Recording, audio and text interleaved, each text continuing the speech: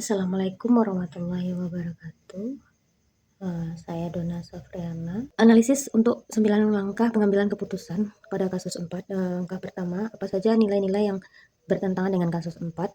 Nilai-nilai yang bertentangan adalah kejujuran, keadilan, bertentangan dengan setia atau loyalitas.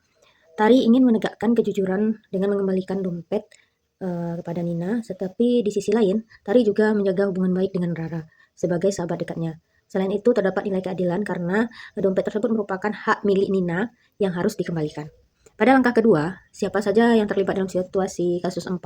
Yang pertama, ada Tari sebagai saksi kejadian yang mengalami dilema moral. Rara, sahabat Tari, yang mengambil dan menyimpan dompet Nina. Ada Nina, siswa yang kehilangan dompet, dan ada Bu Sri, guru pustakawan yang mengumumkan kehilangan dompet. 3. Fakta-fakta apa saja yang relevan dengan situasi pada kasus 4? Yang pertama, Rara menemukan dompet di bawah kursi perpustakaan. Dompet tersebut berisi uang. Yang ketiga, Rara mengambil dompet dan memasukkannya ke dalam tas. Tari melihat secara langsung ketika Rara mengambil dompet tersebut. Tari dan Rara merupakan sahabat dekat. Tari mengetahui bahwa dompet tersebut milik Rara dan seharusnya dikembalikan kepada Nina. Bu Sri mengumumkan bahwa Nina kehilangan dompet di perpustakaan. Pada langkah keempat, pengujian benar atau salah yang bisa dilakukan. Yang pertama, uji legalitas atau hukum dengan mengambil atau menyimpan barang milik orang lain tanpa izin merupakan tindakan yang tidak benar. Yang kedua, uji regulasi, ada pelanggaran tata tertib sekolah dan kode etik berkaitan dengan kejujuran. Uji intuisi, secara hati nurani, Tari mengetahui bahwa mengambil yang bukan hak miliknya itu adalah tindakan yang salah. Untuk uji publikasi, jika hal ini tersebar di media sosial atau publik sekolah, Tari akan merasa bersalah dan sangat malu karena terkesan melindungi tindakan yang tidak jujur. Untuk uji panutan, seorang figur panutan yang bijak pasti akan menyarankan agar dompet tersebut dikembalikan kepada pemiliknya dengan cara yang benar. Berdasarkan pengujian tersebut, tindakan menyimpan dompet milik Nina itu adalah salah. Kelima, pengujian paradigma belajar lawan benar yang mana bisa dilakukan. Kebenaran adalah menyampaikan hal yang sebenarnya bahwa dompet ada di tas Rara agar milik Nina kembali. Sedangkan kesetiaan melindungi Rara agar tidak terjerat masalah dan hubungan persahabatan tetap terjaga. Keadilan lawan kasih sayang. Tari berada di antara kepentingan dirinya untuk mempertahankan persahabatan dengan Rara dan kepentingan Nina untuk mendapatkan kembali barang miliknya. Tari juga perlu menunjukkan kepada Rara sebagai sahabat tetapi tetap harus menegakkan nilai kejujuran dan keadilan. Keenam, prinsip resolusi mana yang akan dilakukan?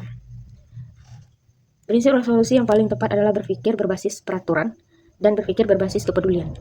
Tari perlu berpegang pada aturan bahwa barang yang ditemukan harus dikembalikan kepada pemiliknya. Namun, Tari juga menunjukkan kepedulian kepada Rara dengan menegur secara pribadi, tidak mempermalukan di depan teman-teman, serta memberi kesempatan kepada Rara untuk menyadari kesalahannya untuk mengembalikan dompet tersebut. Langkah ketujuh, adakah opsi lain yang lebih kreatif, adil, bijaksana yang bisa dilakukan? Ada. Tari tidak perlu langsung melaporkan Rara ke Bu Sri di depan umum. Tari dapat berbicara secara pribadi atau persuasif kepada Rara dengan mengatakan bahwa ia mengetahui Rara mengambil dompet dan mengingatkan bahwa dompet itu adalah miliknya Nina atau haknya Nina. Tari bisa mengatakan bahwa ia melihat Rara mengambilnya lalu mengingatkan pengumuman yang diberikan oleh Bu Sri secara halus. Tari dapat memberi kesempatan kepada Rara untuk mengembalikan dompet tersebut sendiri kepada Bu Sri atau Nina. Jika Rara menolak, maka Tari sebaiknya menyampaikan kejadian tersebut kepada Bu Sri. Dengan cara ini, Tari tetap menegakkan kejujuran dan keadilan sekaligus memberikan kesempatan pada Rara untuk memperbaiki kesalahannya tanpa harus mempermalukannya. Pada langkah ke-8, apa keputusan akhir yang ibu bapak ambil sesuai dengan analisis kasus 4?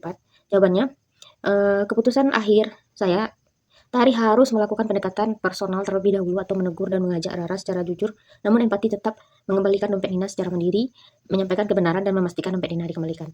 Jika Rara bersedia mengembalikan dompet, Tari dapat mendampingi dan mendukungnya. Jika Rara tidak bersedia, Tari harus melaporkan kejadian kepada Bu Sri secara tertutup tanpa berniat mempermalukan Rara di depan kelas. Keputusan ini diambil karena kejujuran, keadilan, dan penghormatan terhadap hak milik orang lain yang lebih diutamakan daripada mempertahankan persahabatan yang sedang membiarkan kesalahan terjadi. Pada langkah 9, pembelajaran apa yang ibu bapak dapatkan dari pengambilan keputusan ini dan bagaimana pembelajaran tersebut dapat memperbaiki pengambilan keputusan ibu bapak di kemudian hari?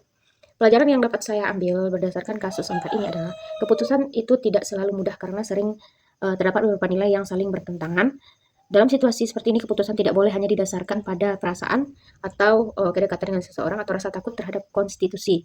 Kejujuran dan integritas adalah fondasi utama dalam beretika. Jadi sahabat sejati bukan berarti membiarkan sahabat kita melakukan suatu kesalahan, melainkan berani menegur, membimbingnya, atau memberitahunya kepada jalan yang benar. Keputusan ini melatih kita untuk keberanian moral untuk tetap bersikap adil tanpa kehilangan rasa empati kita. Demikianlah analisis 9 langkah pengambilan keputusan kasus 4.